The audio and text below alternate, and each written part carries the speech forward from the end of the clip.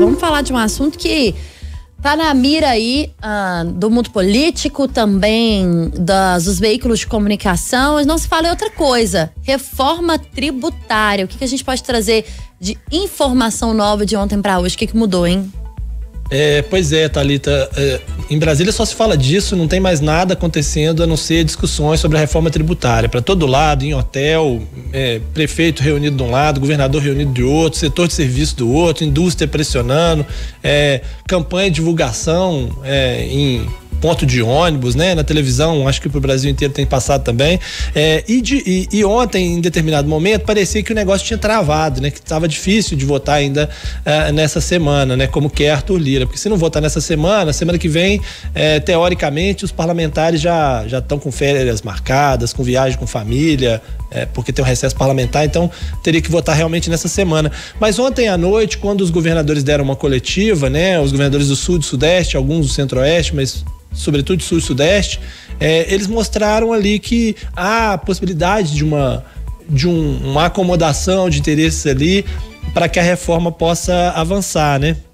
No início, eles estavam muito contrários à ideia da criação de um conselho federativo, que seria um conselho de caráter nacional, né? Juntando todos eles para definir questões específicas sobre a cobrança de imposto do IBS, né? Que é o imposto de ordem estadual, dentro dessa linha do CBS e IBS, os dois impostos novos que seriam criados para acabar com 5 impostos atuais.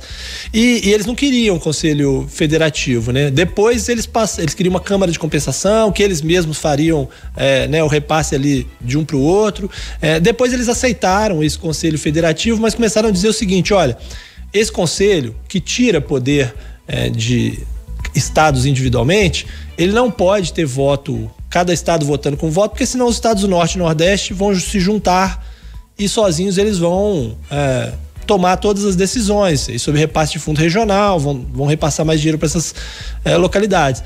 E agora eles já chegam num modelo que é o seguinte: olha, podemos fazer isso, em vez de uma maioria simples, uma maioria absoluta de governadores discutindo dentro desse conselho, e com a necessidade de que as aprovações sejam regionais, ou seja, não basta que a maioria aprove dentro do conselho, é preciso que haja maioria, ou haja pelo menos 50% no Sudeste, 50% no Sul, 50% no Centro-Oeste, porque aí evita essa coisa, né? E o relator encontrou com eles e acenou com a possibilidade de mudanças no texto. Deve ser apresentado um novo parecer nas próximas horas, os próximos dias, entre hoje e amanhã, talvez.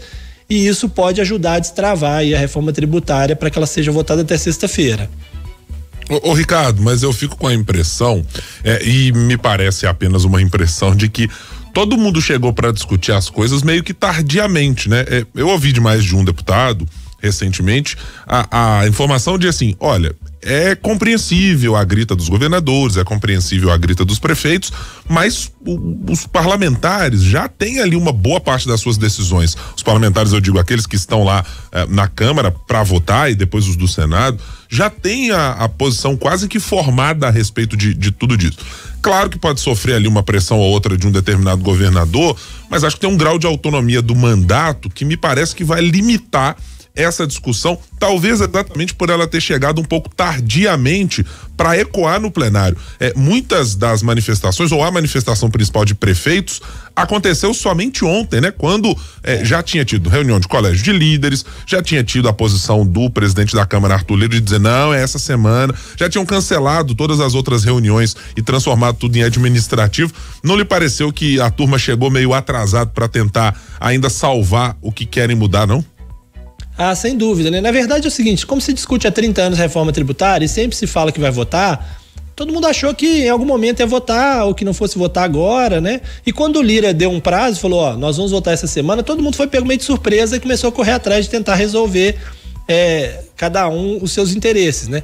Então, o setor de serviços começou a fazer pressão, a indústria, por outro lado, começou a ampliar o apoio, né? E no caso dos prefeitos, eu até ouvi isso de uma pessoa: os prefeitos achavam que isso não ia vingar. eles achavam que não teria votação de reforma tributária. Então eles estavam na dele. Quando de repente eles ficaram sabendo que vai ter, bom, então agora se vai ter, a gente tem que negociar pelo menos para mudar alguma coisinha, entendeu? E é isso que se deu. Agora, mesmo entre os prefeitos, há uma divisão, né? Porque, você veja, ontem teve aqui encontros da Frente Nacional de Prefeitos e da Confederação Nacional dos Municípios, né? A Frente Nacional dos Prefeitos, que reúne os prefeitos das grandes cidades, né? Que tem ali como porta-vozes principais ali, além do Jonas Donizete, né? Que é o prefeito de São Paulo, Ricardo Nunes, o prefeito do Rio, Eduardo Paes, e eles foram muito duros contra a reforma tributária, né? O Eduardo Paes chegou a dizer que era um maior retrocesso da história do Brasil, porque tira poder dos municípios e concentra nas mãos da União e dos estados. Isso é a Frente Nacional dos Prefeitos. Mas a Confederação Nacional dos Municípios, que reúne todos os municípios, né?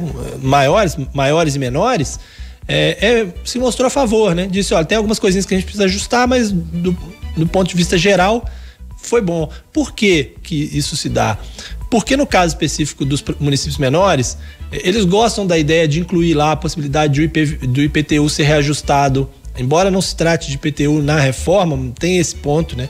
De o IPTU poder ser reajustado sem precisar mandar um projeto para a Câmara. Isso dá autonomia para os municípios, isso dá um ganho geral para os municípios. Mas esses municípios maiores, assim como alguns estados, se incomodam com o fato de que o prefeito dessa grande cidade ou o governador de estado vai perder poder, né? Porque o que acontece? Hoje ele negocia com setor a setor, tem a alíquota diferenciada.